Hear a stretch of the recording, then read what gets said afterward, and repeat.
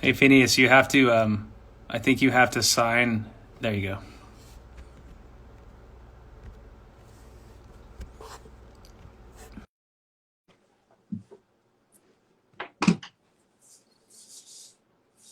Good afternoon, everybody. Good evening. Hi, Aaron. How are you? Good. How are you? Good. It's nice to see your face. Where It are is. you right now? I'm at home, Where's of home? course. Malibu. Nice, man. Yeah. I'm in my studio, Same. and with no one to work with, of course. So But you're like a one man, uh, you know, creative force. You're like no, Bert from Mary Poppins. that's right. But I do have an incredible engineer whose name is Ah, so Eric Stenman. So you you're know, without him. I am without him. So yeah, if I were to do anything important, I'd probably be on the phone with him a lot, asking him how to troubleshoot the gauntlet of Pro Tools. I get it. How about you? Do you operate everything? I do operate everything, but I don't operate everything with the knowledge of a incredible engineer. I just Hmm. know how to use my limited amount of stuff. And if I um, am doing a session with an artist I'm not as familiar with as maybe like my sister, Yeah, I'll bring in a great vocal engineer who, right. because most studios I'm a lot.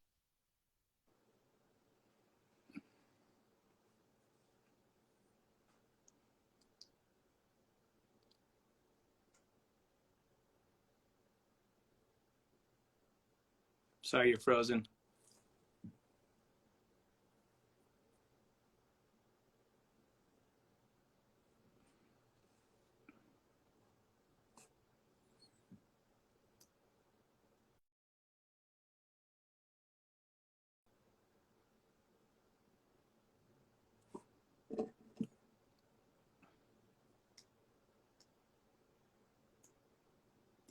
He's coming back.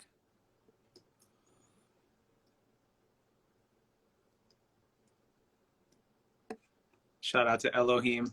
Just saw her. Say hello. Dude, 35 people. This is insane.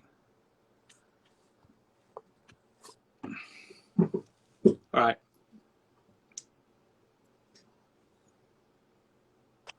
There we go. There you are. Are you connected to the internet? Yeah. I got good Wi-Fi. I don't know why it cut out.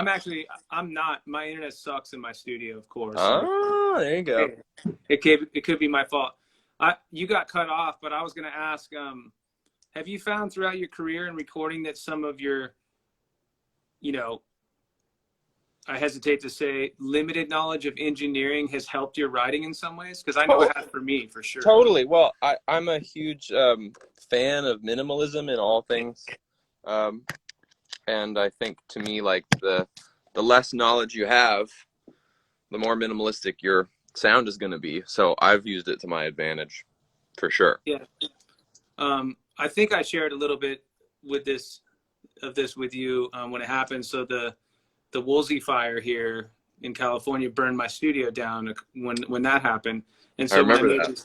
when I made this new record, I was forced back into a bedroom, which is where I've always felt most comfortable. Before anyone knew any of my music, and there was something incredibly um, inspiring about my limitations to not have like a drum room or a bunch of amps to mess around with and just stay you know have laser focus on the songs, the melody, and the power of the low end and the beats. And I found that to be incredibly liberating in some other ways. I totally agree. I mean, it's funny, man. Like we did our album uh almost entirely in my childhood bedroom, and I got a lot of questions for the next like 8 months of like, so, you've moved out, but are you going to go back to the bedroom to record the second album? And my answer usually is like, you know, no, because we recorded there because that's where we lived, and I just am always going to record where I live. But Yeah. the intimacy of it was unbeatable. And you're just in this tiny little room. And in my case, I had a lot of windows in my bedroom, and I found that daylight became like the most important thing for me as far as like a creative environment. Yeah. So even in the studio I'm currently sitting in, it's all daylight. Like Yeah. you know, when I had it built out, they were like, well, we're gonna have to close off all these windows, and I was like, no, that's the only reason I want to be in here is because there's windows. Just is really important to me. Yeah, it is to me as well. I'm sure we've both been in plenty of studios that feel like a dungeon, Oh, and horrible. it's a bad thing, you know. And then you lose track of time. Like similar to seeing a matinee movie, and you go in Yeah, and you come out, you're like, oh fuck, what happened to the day? And it's a bummer, you know. I was just gonna make that comparison. I love that you made that. I feel the same way. If I always try to time a movie so that I like, if I go in during the day, I still come out during the day. Yeah, And if it's I'm gonna weird. go see it late, I'll go see it late. Yeah. I'm in the same boat. Yeah, I love that. Like in the studio I'm in currently, like, you know, sometimes you get lost in a song and you spend 9 hours straight on something, Mhm. and so like it's fun to like just have the day, just watch the daylight go away. Yeah, and I Um, don't want to be consumed by the ideas in you know, like the task at hand, so that I don't have any sort of other part of my, you know, personality that doesn't exist or something. So it's important for me to go on a walk outside or look outside or stay in tune with the weather. You know, sometimes it's nice to look. Hey, we've had a lot of rain recently in California. That's been kind of nice, I think. You know. yeah, I saw there's a producer, songwriter, artist named John Bellion, and I Hmm. saw a tweet of his the other day that was like, I credit a lot of my success to what did he say? Working incredibly short hours and taking as many breaks as possible. Yeah. Or like getting a ton of sleep and taking as many breaks as possible. And I agree. I feel like the stuff that I'm the most proud of was not like the most painful to make. You know what I Oh, mean? absolutely. I mean, the songs that have had the greatest reach for my career have been the ones that came quickest, and I didn't Yeah. know what to think, and they felt important and urgent. You know. Yeah. And they just happen. And you're like, great, Yeah. that feels good. And Yeah. even though I know that, I still fight it though. You know, when I have an Same. idea that I'm holding on to and trying to figure out why I like you know, a chorus, but there's no verse or whatever, something like that. Yeah. It's probably wise, and I should probably listen to my own advice and just throw that song in the trash and stuff. You know And what stuff. though? I do the same shit, and but I'll, as an optimist, I'll go like, yeah, but that's like the weight training for the fight. That's like Sure. the Yeah. like spending 6 hours thinking of like the best synonym for something is then like when you are gonna write that perfect song in 20 minutes, your brain is sharp. You're just like you know. So that's my justification. But I'm in the same boat. All the Yeah. songs that I'm like, and all this, and you can kind of like, to me, like you kind of know it. Like you finish a song really fast and it feels great, and you're like, well, if any song on this bunch has like the chance, it's this one. Mm-hmm. You know. And it's funny because sometimes you write a song and you can fall in love with it, and it takes you 2 weeks to get a line right, and you finish it and you're like, well, I love this song, but I don't. This isn't gonna connect the way that something that happened immediately is gonna connect. You know. Or you can like something that's almost become self-indulgent. Like Yeah. you get True. this, you get that snare tone you've been looking for your whole life. You finally get it, but then realize, wow, the only reason I like this song is because of the snare drum. Yeah. My wife has never once mentioned that she even wants to hear the song again. There's probably a reason, you know. Yeah. I mean, Whatever fair. that is. What are some of the songs that, whether it was for your solo music or with your sister, that you felt were the easiest and quickest to come up with? Bad Guy was really easy. Mm-hmm. Um, the only thing that was funny about Bad Guy was the thing that is like the outro where it switches tempo and it kind of goes into like a breakdown. Billy had started that on her own like a year prior. A whole separate song. Yeah, just this like Cool. like this slow part. Mm-hmm. And I thought it was amazing. But we were finishing up another EP at the time, and so it was, you know, put lovingly on a back burner of like, wow, that's great, let's revisit that. And then when we were making the rest of Bad Guy, she was like, this thematically and contextually fits that other one. And we were like, well, let's just glue them together. Which was kind of liberating and awesome, because it's a little bit like what you're talking about. It's like, it's fun to have, sometimes when you it's the curse of like being a songwriter producer, when you have like a perfect 45 seconds of something, Mm-hmm. there can be so much like anxiety of like, damn, I have to make this a compelling 3-minute song. And I think in that case it was like, no, this perfect 45 seconds, we're just gonna put it on the end of this other song, and it's just what it is. Like, we don't have to then write, another third verse and another, which is kind of nice. You ever That find was yourself? easy. Do you ever find yourself wanting to have, longer, songs or parts that take patience to understand or listen to? Like some of the music we grew up listening to that will be, you could listen to a song that will build for 5 minutes. Yeah.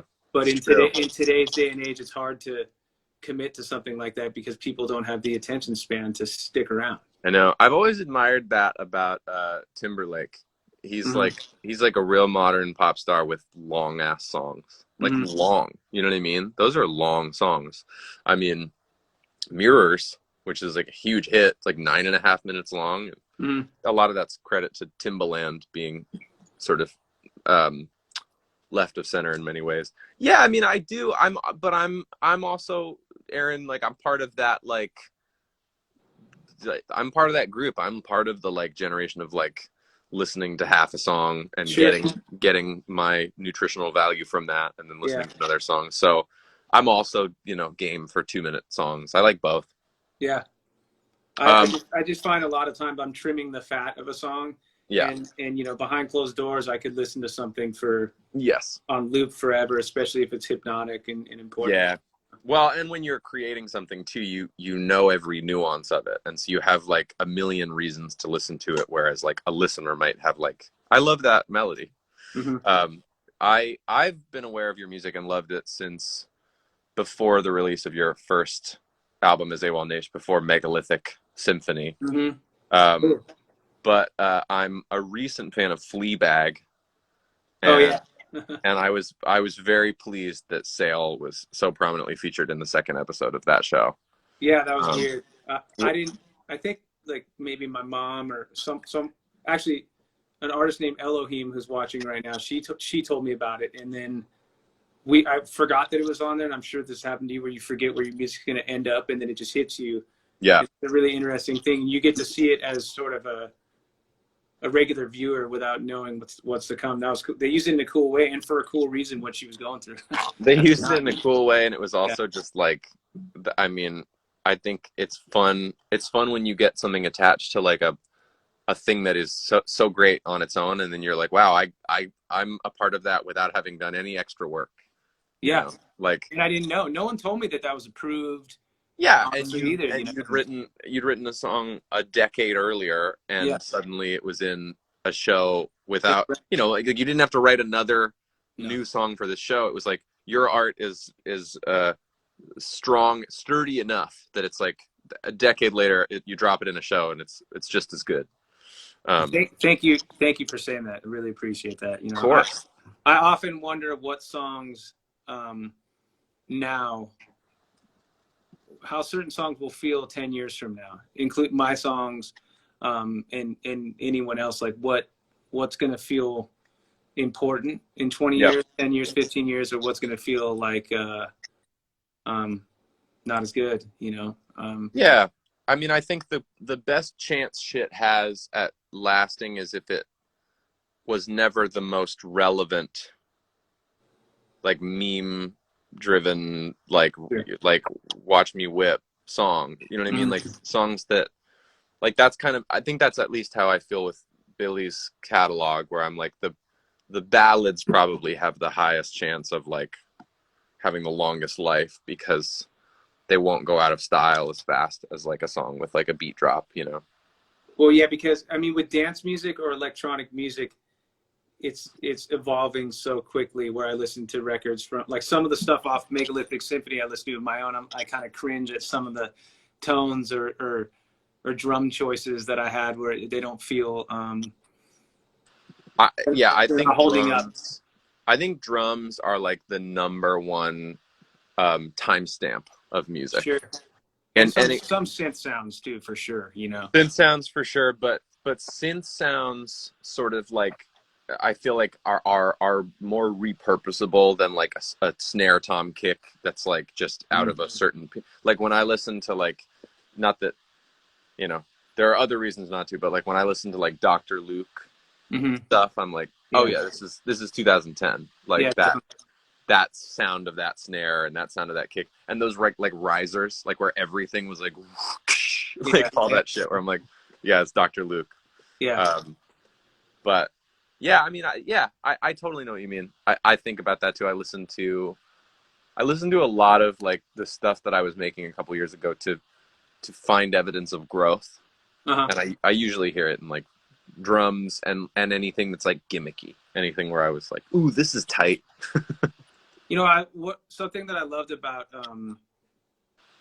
you and Billy's album, especially with "Wish You Were Gay," the song, was Mm-hmm. just, it made me feel like I was in a barber shop in the '50s, and but also felt very current, and I thought that was a really really cool thing.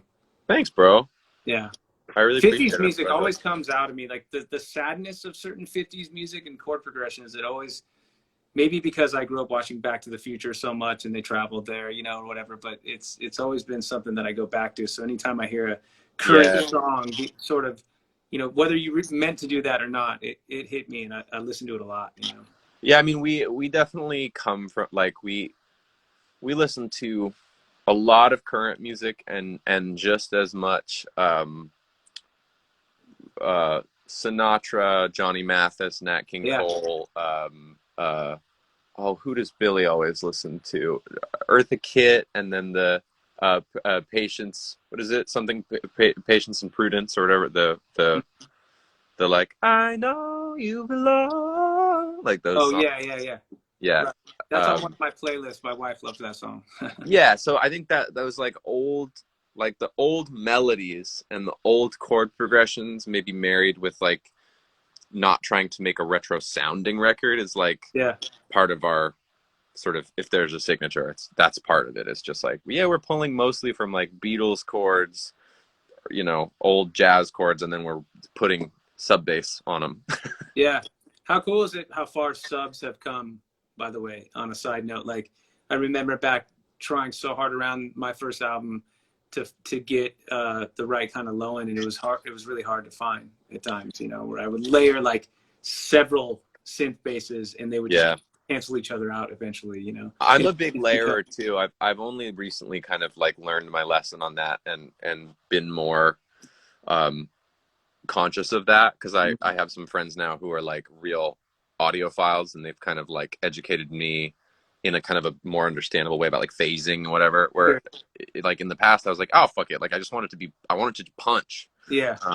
But dude, it's funny you say that, because I totally agree. And to me, like a great sub is like a modern thing. But I got this synth called the Ace Tone. It's like Mm-hmm. old Japanese synth. Cool. And oh, here we go. I got this synth, and these gray keys are the most bomb subwoofer of all time. Like, it's insane. Wow. I'll send you like a clip of how it sounds. It's crazy. Like, I Yeah, I remember. would love that. And it's cool that it's gray, so you know where it is, you Yeah, know. exactly. For I someone remember like me, played it in the synth store, and I was just like where I did you find couldn't. it? There's this amazing place in the valley called Custom Vintage. Oh yeah, cool, cool. It's so good. Yeah. That's the other fun thing about um, touring, is that you get to go in, even though it's in the valley where we can get to Yeah. now. I mean, not now, but you know what I mean. Yeah. You get to go to all these weird places that you Yeah. wouldn't, or pawn shops or whatever. I know. I, It's really I true. guess I should probably mention that we're all at home together, even though we're separate. So I just need to take the time to thank you for joining me and Oh, it's a giving, treat to be here. yeah, your fans and my fans something to like look at right now. And I guess I should address this, and we'll continue to talk about music forever, obviously, but that this is a strange time, so it's been helpful to communicate. And you and I'll tell anyone checking this out that we had never met before, but I wrote you on Instagram just to say, hey, I'm really blown away by your production in these songs.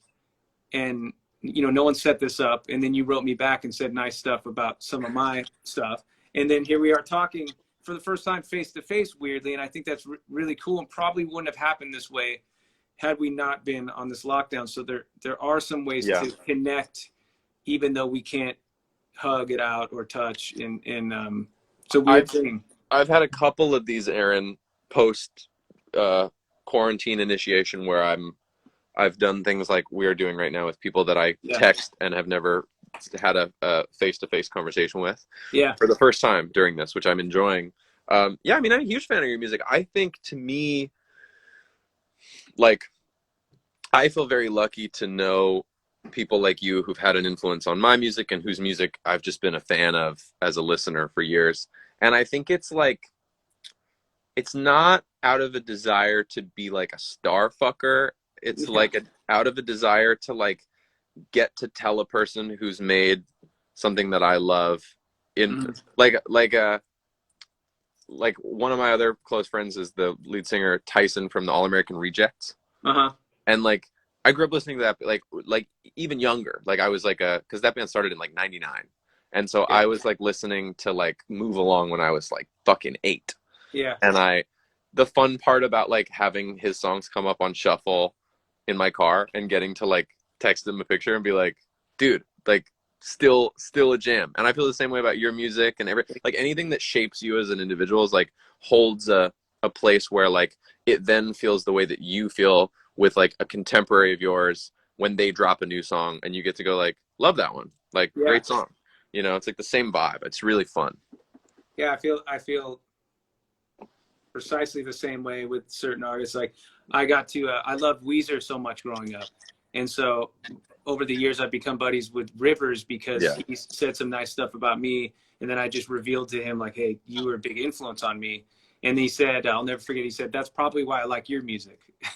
Because it's this weird circular aspect of the music that keeps going, right? And then now I have him on a song on my new record that comes out next Friday. So that's like a weird dream come true thing, you know? So it's cool that we're able to connect, and I appreciate all the nice things you're saying. I actually wrote down questions because I'm weirdly, I like to be somewhat prepared, strangely. And you're actually like a prepared dude. Not usually, but I've been forced to, expand myself in these ways. So my friend, his name is James, and his daughter, her name is Bijou Wilcox. Cool name. Very cool name. So you guys are the Beatles to her, right? Cool. So That's awesome. Has that hit you? Well, if we're the Beatles, I'm only George Martin, which is kind of, that's a great place to be. Like George Martin means as much to me as any Beatle. But I think the nice part about that is that, like, you know, Billy, for whom it is innate, is so stylish and so partially because of her age, partially just because she's really smart and her intuition is strong and brilliant. But she speaks the language of Bijou innately, right? Sure. And to me, it's like I get to watch that connection between that person and that person as like a proud, like, you know, observer of the whole thing. You know what I mean? Where like I'm always honored to meet people, but it's a great luxury to get to see the impact as opposed to having to like be the impact. You know what I mean? I think when it's happening to you, you probably like can't separate yourself from that and kind of look at it. And I get to, because it's not my face on the posters, which is awesome. Yeah, that must be really nice. Pretty great. Yeah. I think I told you this right when I started talking to you. I think I saw you at Habitat Cafe in Highland Park, which is where I grew up. Was that you, or was it somebody else in cool like gold glasses? Could have been me for sure. I think I just don't remember, you know, like that's definitely something I would have done. I don't know. I don't remember the glasses. They were like Oliver Peoples, like see-through sort of gold looking glasses. There you go. Not like shiny gold, right? It's really near a studio called King Size. Mm-hmm. that Billy's label rented out for us when we were working on the EP before the album, and we did work there, but we hated it, and we ended up doing most of the record at home.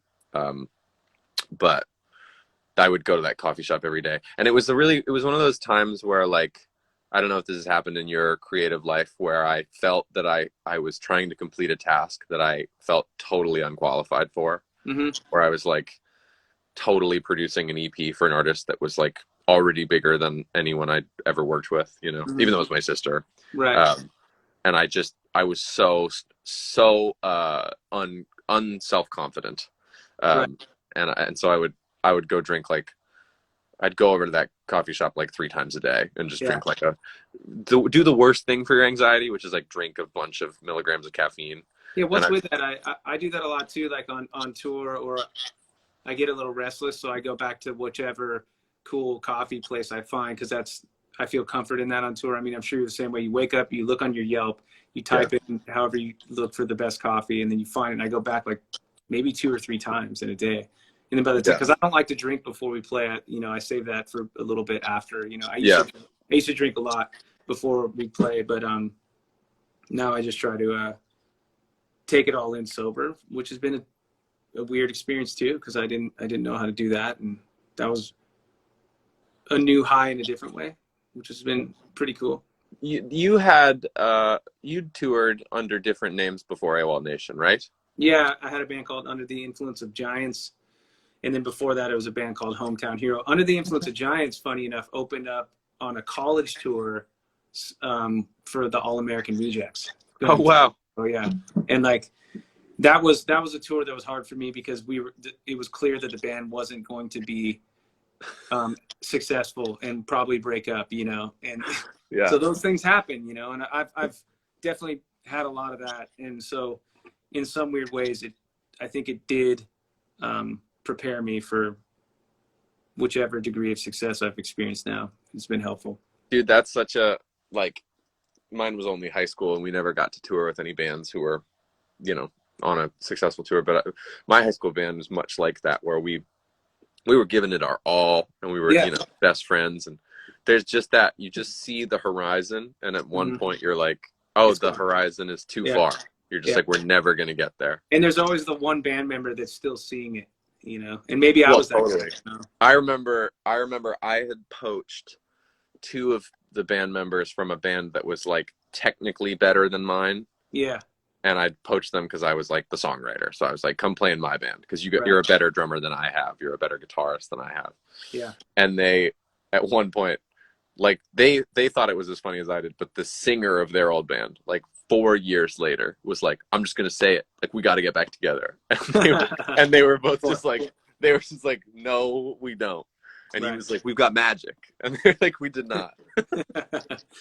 I mean, yeah, I was in like punk bands and hardcore bands before that, and I've just been scratching and clawing my way because I had no backup plan whatsoever. And, I didn't either. I remember talking to kids in high school about it, because even by the time I was like 13, I was like, all I want to do is be a musician. And I would talk to these kids in high school, and they're like, well, I don't know what college I want to go to. And I was already like, you want to go to college? Like, yeah, crazy.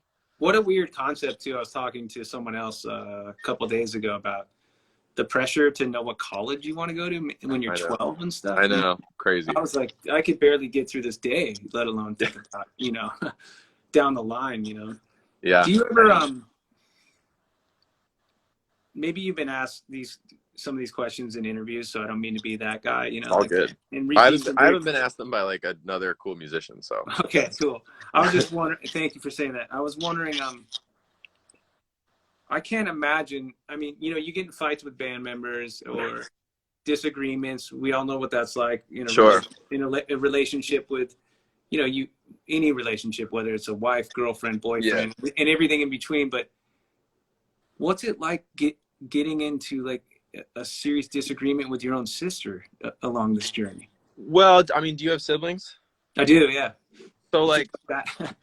my feeling about it is, first of all, the disclaimer is that we're not equal parts. Like, it's not like Oasis. So Sure. I think that helps it. I think it's like, because we always decreed that like it was her name, it was her sort of brand architecture that was innately her.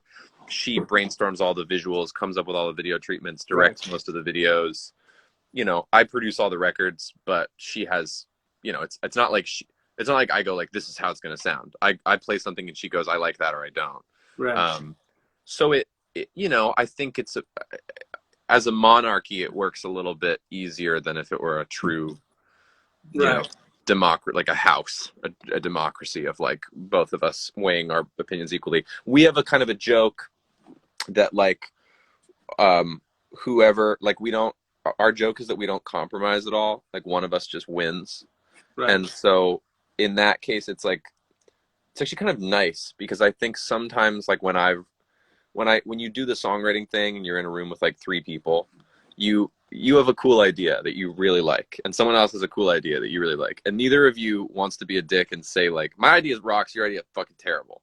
Mm-hmm. And so instead, the third person is like, well, what about half of this and a little bit of that? Yeah. And then you have this like bullshit camel of an idea. Mm-hmm. And I think with Billy and me, it's like, sometimes I'll be like, this is how the song should start. And she's like, I don't agree. It should start like this.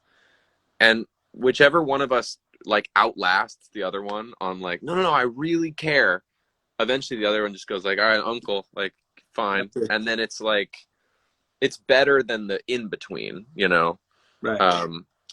And you know, I think the other thing too, like referencing the bands, like every band I was in high school was with my best friends, and we fought terrible fights, like the kind of fights you would never otherwise have with a best friend. Really emotional and really personal fights. Really emotional, really personal. There's like a power dynamic that probably shouldn't ever be in like a true best friend dynamic. We'd fight about like stupid stuff, what we wore on stage, you know, just stuff like that. And it made me kind of go like, you know what?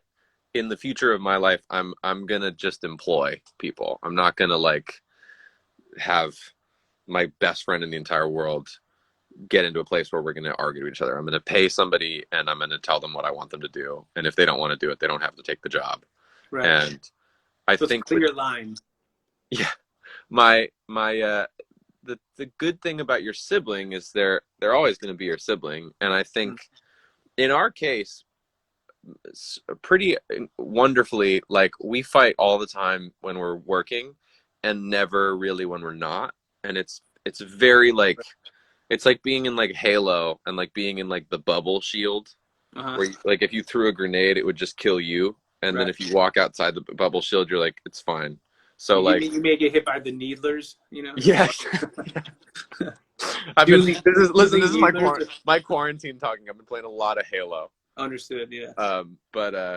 Yeah, I mean that's kind of that's our specific relationship with it, is like, if there's anybody I'd be comfortable fighting with, it's my sister. I mean, the 2 people I'm like working with most right now are like, I do a podcast with my girlfriend, and I do you know, I make records with my sister, and those are the 2 people I know how to have an argument with that's not toxic. An argument where one of us goes, I don't agree with you, and then the other person goes like, well, okay, you know. Yeah. That's really interesting, and that's I think that's good advice for bands or people writing songs. Like in a fresh way to look at it is not to compromise and do half of the idea, because then it becomes watered down. It's probably better to just go all the way in either one or the other, and that's, I think so. That could be a good thing for sure. I mean, maybe it won't work for everyone, but that's I think that's a good start for sure. I'm sure you've had collaborators, and I'm not gonna stake my life on it, but I think one of the reasons I've loved some of your songs, like Woman Woman or Run or All I Need, is the kind of like singularity that I pick up on, of like, this sounds like one guy writing this song, and then, you know, if you had somebody play on it, you know, so be it. But it sounds very sort of like clear-minded to me, of like, this is one person articulating this in a way that I think sometimes it's like here's a funny thing. Like, I was in a band for years, and so like all my shit had to have like drums and bass and lead guitar. Of course, yeah. And then like when I started making solo records, like I made all these ballads because I didn't have to like worry about like the 3 other dudes on stage. Mm-hmm. And it was very freeing. I was like, oh, I can just write a song that I can sit down and play alone. And then you, like, again, in that sort of minimalism approach, it's like, I love having like so little going on. Yeah, I went through the exact same thing. There were songs like a song like those songs you mentioned probably wouldn't have gone over well with the band Yeah, totally. mentality. And I remember showing some of the guys, and I love these guys that I was most recently in a band with before the AWOL stuff. I learned so much from them as songwriters. But I remember showing them this song called "All I Need," and it's not necessarily a song I even like much now, but it was important to me at the time, you know. I But think it's a great song. thanks. Well, I showed it to them, and it was sort of my little like piano ballad moment, right? And they Yeah. said, "This feels more like a Aaron Bruno solo project," and that kind of sparked a thought. You know, I'm You're like, like, that sounds like an incredible idea. maybe that'll be somewhere, you know. And I ended up just sort of landing on that without intending to. And yeah, when there's no one to judge you, but the person in the mirror across from you, or in your case, your own sister. But that's blood, so that's such a beautiful thing. Yeah. You're probably more comfortable being slightly vulnerable in Yeah, front of your we sibling. collaborate, like, not to flatter ourselves, but it's like a Coen Brothers thing. It's like one director split into two entities, but it's not. Yeah, it's definitely not the same thing I've ever had. And I've truly loved writing with, I mean, you and I both know really talented songwriters like Elohim. I don't know Elohim, but I'm a fan. Cool. But you know, I've loved writing with other people and found it very fulfilling. But it's never, even at its very best, it's never been at all similar to what No. writing with a sibling has been like for me. Not like quantifiably like less good at all, but just so different. It's so crazy different when you're writing with somebody that you're like, yeah, we've spent every day of our lives together. It's so different. Do you feel this any sort of healthy competitive spirit to blow her mind with an idea? Oh, And vice totally. versa, where you're like, dude, I'm gonna just crush her brains when I show her this idea right here. Yeah, or like or sometimes when you're like not sure about an idea and they love it, you're like instantly, Oh yeah. you're cured. You're like, oh my God, I'm so glad, because you're like, I don't know if they'll like it, and if they react right. And then conversely, like sometimes the opposite will happen where I'll be like, ooh boy, and I'll like show her some shit and she'll be like, that's okay. And I'm like, yeah, you're right, Yeah. But like the other day I was like, oh, I wanted to play you something that I wrote, and I like played like one chord and sang like one line. And that was all I had. And she was like, that's amazing. And I was like, that's so nice of you, because I didn't, you know what I mean? Like I wasn't presenting like a whole done song. I was just like, how about this one thing? And she was like, Yeah, but love it. it could start with a small spark, Always, yeah. and the intention is sincere, Do you and produce for other artists? I have, yeah. I've worked with a few different artists. Nothing that ended up being very well known or popular, but there's this band called Iron Tom. I did their whole record, and two of the members of their band play with me on tour as well. That's so it feels fun. like this whole weird, sort of fun, incestual family kind of thing. And that was really cool. It was helpful to work with. They're like a band, similar to the bands we were in before, where they fight, and they have, certain people have their egos or their makeups that they're trying to understand, and it's pretty fun to sit back and be appreciative that I'm not part of that drama anymore. I But had that's that cool. happen. I had that happen with a band that I loved, and then got asked if I wanted to write with them. Mm-hmm. And it was actually, in their case, it was so toxic that I was, after a couple of days of working with them, I was like, all right, you guys can't, like, you can't do, like, I was one of their guinea pig, like, collaborators. Like, they were like a self-contained unit, and they were like, let's bring You're trying something. in. And my judgment at the end of it was, I was like, you guys you're too fucked up with each other. Like, you're both giving me good ideas, and then you're both just shooting the other one down out of, ego. And I was just kind of like, you guys are both really smart. Like, I love your music, I always have, but like, you can't have a third. It has to be one of you, and then the other one has to like come in and evaluate, because you hate each other too much. Yeah, collaborating, if I'm being fully transparent, has been difficult for me, because I'm not great at getting in the room with other people, and I do my best songwriting completely alone. Like I have a hard enough time singing a vocal idea with my engineer, who's he's very Thoughtful. he's not very emotional at all, and like there's not a lot of highs and lows, you know. And sometimes I'll pour my heart out an idea, and I'm like, fuck you, say something, say that was great, or hate it or something. But that's been helpful for me because he's very even. Where Right. I have gotten, you know, had these writing sessions with people where I'm sort of like, I don't feel like I'm great at putting my best foot forward in front of someone. I kind of want to embarrass myself behind closed doors first before I can share. If that It's makes a sense. real skill to kill it in the couple of hours on that one day. Yeah, you may have a bad day. What if you got in a fight on the way over, or Yeah, had yeah. too I much try to. coffee? The more I like, the longer I do anything, the more I'm like, I put different pressures on it. I felt like when I first was given any opportunities, you know, and I was first like, hey, do you want to go in and write a song with so and so?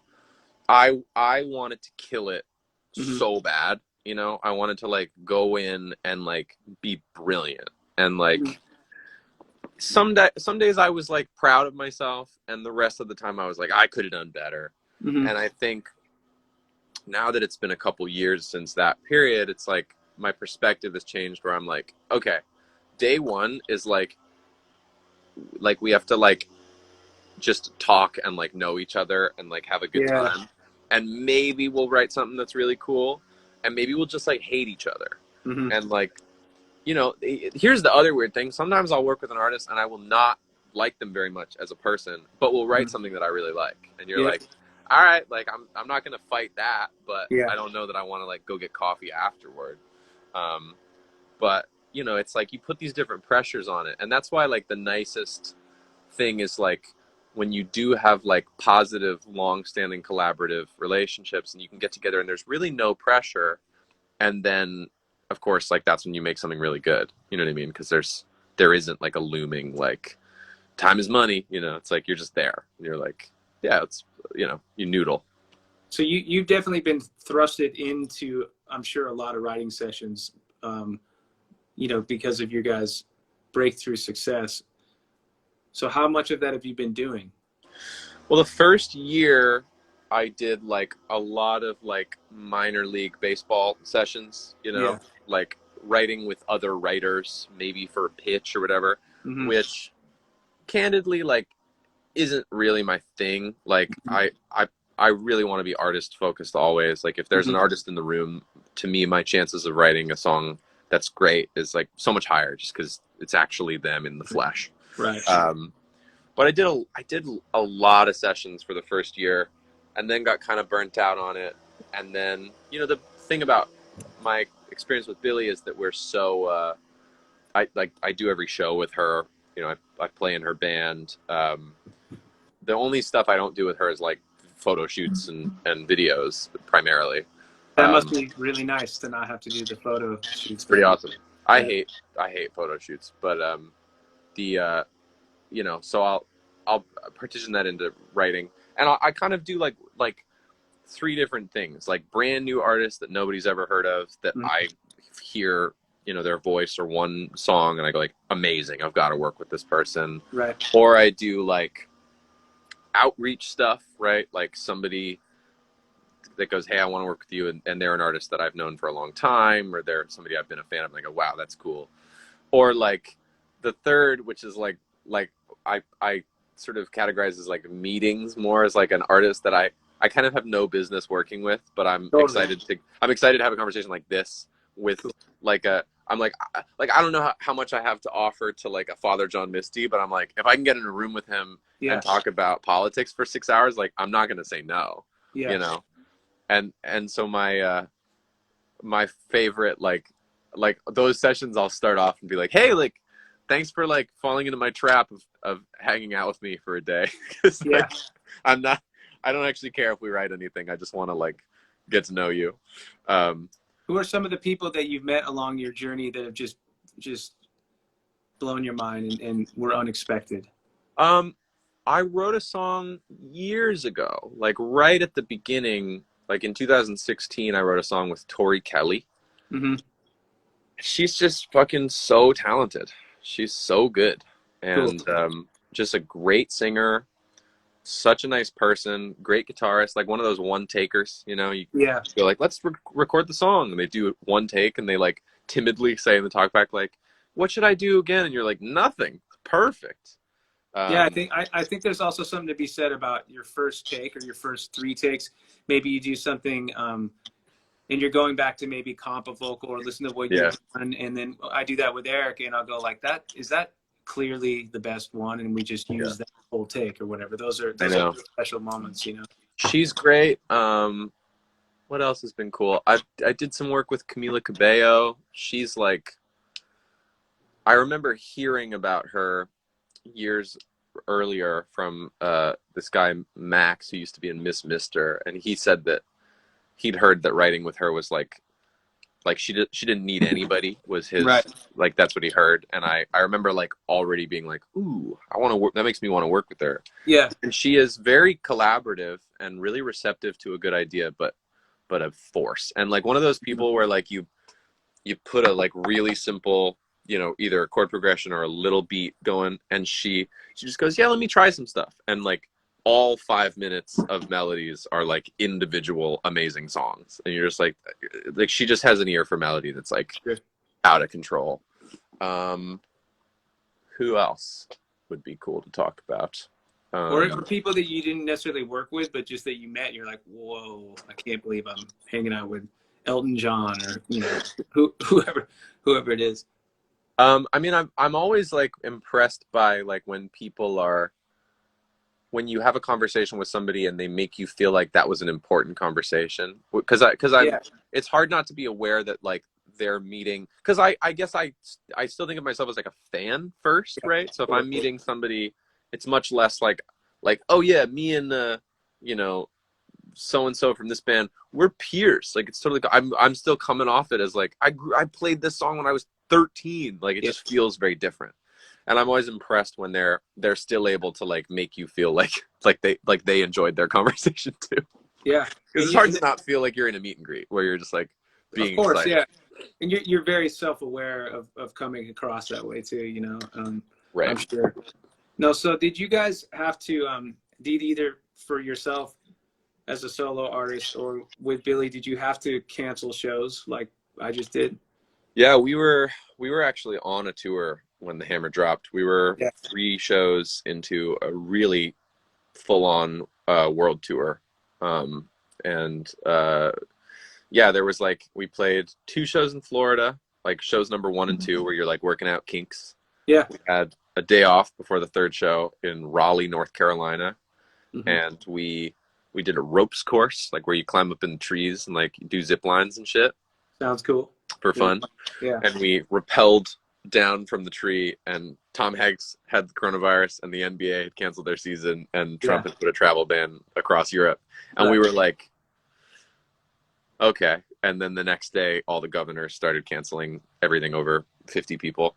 So we did the third. It was kind of powerful, actually. We did the third show with the full awareness of like, This this is is it. our this is our Yeah. last show for a long time. Right. And you know, the we're obviously like, our tours like postponed because we can't wait to do all those shows Of that course. we didn't do. It's just that we, you know, we don't have an answer from the CDC or the WHO about when it's possible that we can do them again. So we haven't announced dates yet, but it's postponed. It's not canceled. I guess what I would like to ask you for anyone who's feeling disappointment and fear of the unknown, this is something I've been asking everybody, is if you have any, how you were able to deal or compartmentalize the disappointment of having to do that, you know, Yeah. and anything that has helped you to navigate through this time, or you know, stuff you could share with some of your Yeah. fans. I'm curious how you're coping with this. So the multi-pronged answer I would give is that in my case, like I was hugely disappointed that everything got canceled because it was all stuff that I was looking forward to. Of course. Flip side of that is like I have a real love of like making a house a home. Yeah. I've only lived here since October, so it's been nice to like build shelves and like Cool. just do kind of like yard work and shit. I have a dog that I walk religiously, you know, like an hour or two a day. and I love spending time with my girlfriend. So that's my kind of personal, like, this huge monumental thing that we were excited about got canceled, but the silver lining is I get to spend time with my family. Um, the flip side of that, and I think the better thing to talk about, because it's broader, is even if you are in unfortunate circumstances because of this financially, or you're immunocompromised, if you feel that there is anything that you have to give, there are so many organizations that are like just like literally risking their lives through all of this every day, and I've found that supporting those organizations gives me a sense of purpose in this. Yeah. I'm not a trained healthcare professional, so I can't go to a hospital and work, but I can try to help them, And one of the things that we've done, which is a cool idea my mom had and then was able to actualize, was this organization she created called Support and Feed, because obviously in a city like LA, all of these restaurants are also folding because none of them can pay their rent. Yeah. And so what she started doing was this it's a website, and it's also like a feature on DoorDash and Postmates, which is really cool and easy to do, where you go to a restaurant you like, and you go on their website and you find the Support and Feed button, and you can enter an amount of money that you donate to the restaurant, and then they make a corresponding amount of food, and then they send it to a hospital or a homeless shelter, Right. or a group of people in need because of this. And the cool part about that is, like, I feel like you probably get this from tour. Sometimes mass produced food is like not very good. Like, Yeah. if there's like a catering that day, it's like a really grody place, like trough of beans. Yeah. And like it's food for like 70 people, but it's like not food any of them particularly want. Or should eat, probably. Yeah, or unhealthy, whatever. So the cool thing is that what she's done is we've targeted all plant-based restaurants. Our family doesn't eat meat, and also it's just safer to transport plant-based food. Like over the course of hours, you don't have to worry about like meat. And so it's just really good food. It's food from places like Crossroads, Sage, Cena Vegan. There's a place called Donut Friend, and like you just give this amount of money, and you can also make it a part of, like, if you like want food from Crossroads that day, you can make a donation of X amount of dollars, and also like get food sent to yourself too if you want food from them that day. So it's just this really cool thing, and they just have announced that they're now live in New York, saving a bunch of restaurants there, which is awesome. And I think that to me is like the cool multi-pronged thing, is you're helping people at hospitals actually have a better day, because it's like your day's so much better if you have fucking really good food. Yeah. And then you're also helping these restaurants that, like, to me, like any amount of time that's temporary is not a big deal. But like if we come out of this and like all my favorite places to get a coffee or eat have folded, I'll be so devastated. I'll be so bummed. Mm-hmm. So it's nice to be trying to kind of like figure out ways to keep them all afloat. Did your mom, so your mom started this? She did, yeah. She, cool.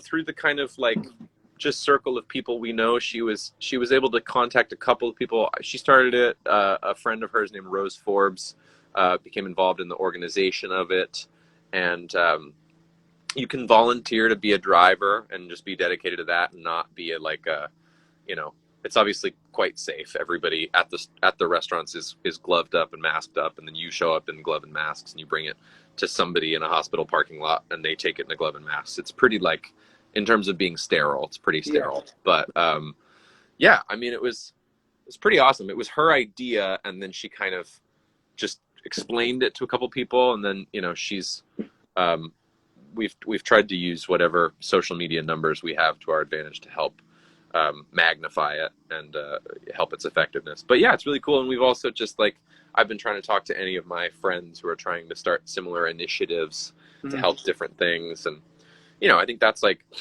I mean, you're probably in a similar boat. It's like, in terms of like our financial place, like, people are still streaming the shit out of songs, so we have money to give right now when other people have lost their sources of income. So it's been really nice to be able to do that. Really cool that you tell your mom that I said thank you, and everybody. Isn't that cool? Yeah, it's really cool. It's really cool. Which I noticed how important and close your family is. Yeah, we're tight.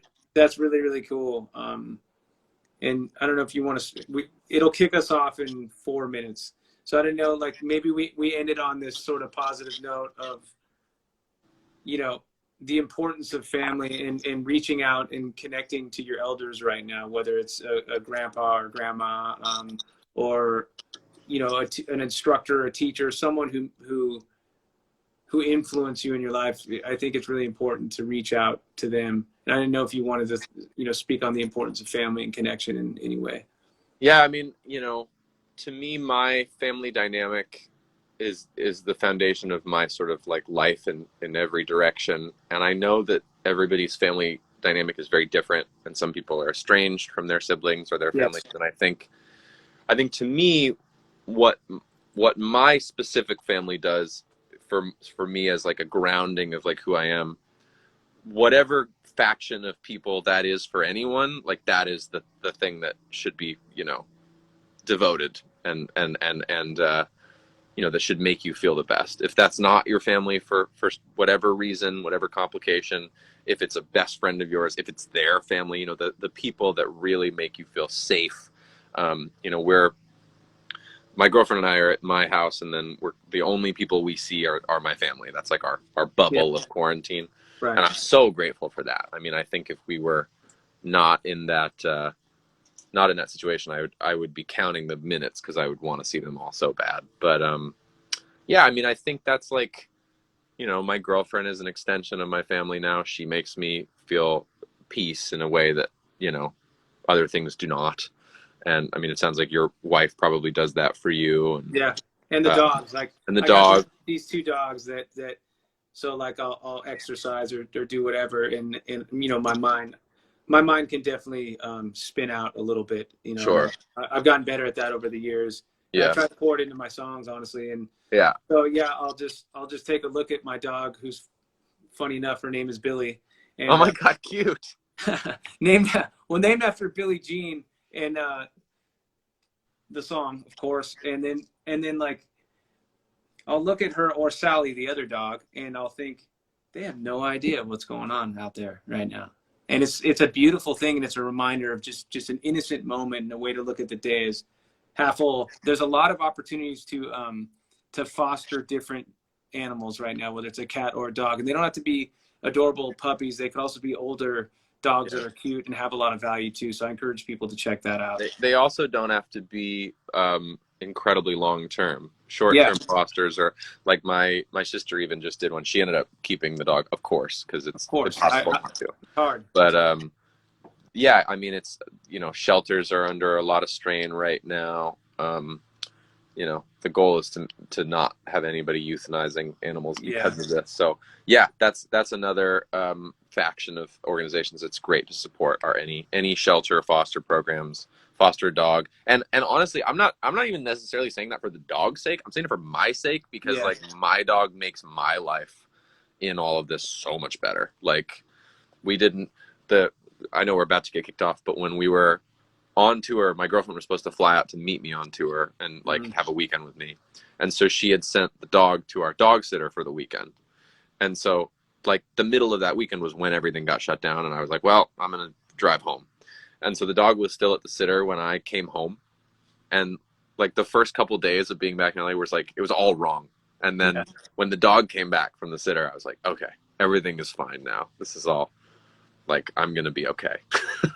Yeah. Dogs are everything to me. And Same. my wife like surprised me a few times by I'd come home, and this was before all this broke out, and we'd have 3 puppies that we were fostering, and it'd be just the craziest thing. And then of course I fall in love with one or all of them, name them. We start to develop a relationship, and then it's time to give these dogs to someone who's actually going to take them into their home. So it's a good thing to do, but it's hard to let go for sure. You know, I'm surprised we don't have 7 dogs, you know, at least. I get it. Yeah. Well, dude, great talking to you, Aaron. Yeah, man. Thanks for taking the time. Appreciate everybody checking it out, and can't wait to hear what you're going to release next, whether it's with yourself or with Billy. And thanks, bro. Likewise. Yeah, cool, man. I love the best. Thank you. It's awesome. That's a great way to end it. So take care, bro. I'll talk to you soon, man. Take care. Yes, sir. Bye.